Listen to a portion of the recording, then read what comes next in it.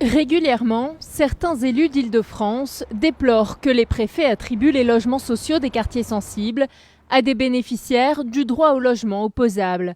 Selon eux, cela contribue à ghettoiser les quartiers, à rassembler les personnes les plus démunies au même endroit. Les demandeurs, les classes populaires déposent un dossier DALO auprès du préfet qui va du coup flécher ces demandeurs de logement dans les villes où il y a du logement social.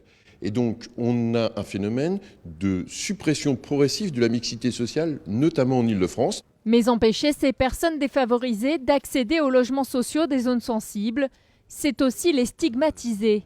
C'est ce que dénonce le Haut Comité pour le logement des personnes défavorisées dans un rapport remis à Manuel Valls ce lundi. L'objectif, c'est vraiment de concilier mixité sociale et droit au logement. Réduire l'offre sociale aujourd'hui en limitant l'accès au DALO au quartier populaire, c'est la double peine pour les faibles revenus. C'est-à-dire que vous ne pouvez pas être logé dans un quartier populaire, mais vous n'avez pas accès au marché du logement ailleurs. Donc ça ne peut passer que par un redéploiement de l'offre dans ces communes aisées.